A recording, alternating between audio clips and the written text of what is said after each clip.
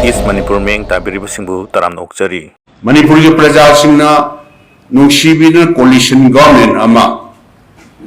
2002 da Manipur da lakre led by Congress. Ama tamdi da 2002 du di center da di NDA government headed by Atal Bihari Vajpayee na oiba lay.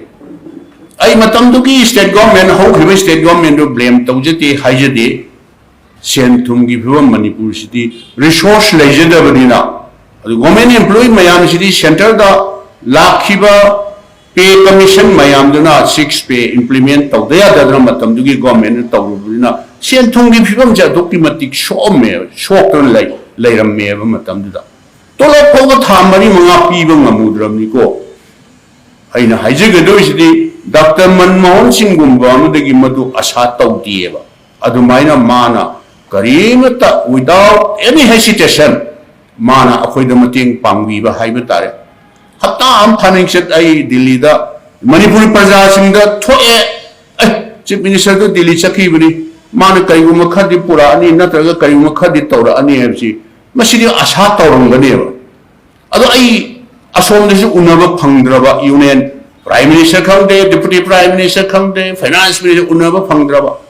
Kramai tau ni sum lay bisu yadre na ina last da amutang di laibak iyan na Madam Sonia Gandhi ji aina appointment laur ga Madam sini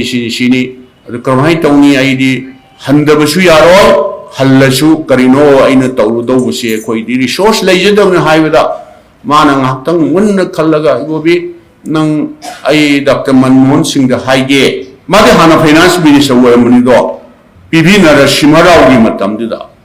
Adaman finance minister me amana matamdugi akhoi party government na taba maduda at the most ai telephone da haibi ge ga hayat ta woini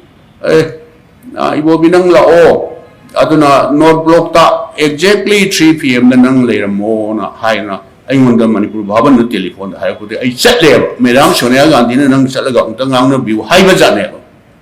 ai sepa kanda da matamduda ai namaship Pandaba yadaba yam no aitaba haiba tare ko matamdugi NDA gi government du Jaswant Singh ma finance minister were me adu Dr. Manmohan Singh la or ai chap chana sakhi ma chap chana lepaga leram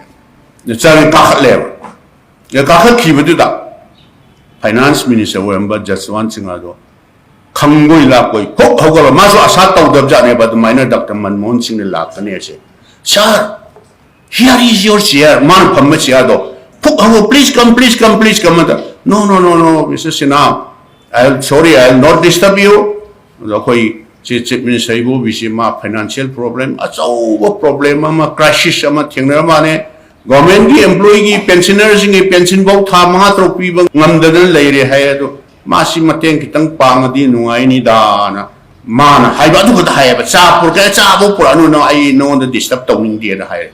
Mr. Singh what is your requirement hai da koi gi finance ki department gi meeting da ka lai du photo ai na sum ning sing da little more than 380 ra 90 ra kano 400 crore yo di matam du gi paisa du di huge amount ne tha amada akoi gi tolop ne pension ne 60-70 crore gumbudang da ka oiba matam ne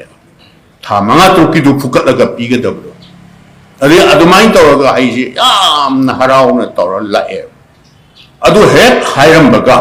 pung hom makhai deni ko pung manga makhai ta bula Manipur state government gi paisa 385 crore keno release tawre haina paula eba Manipur bhavanda aina ai di paisa khara pi ra kane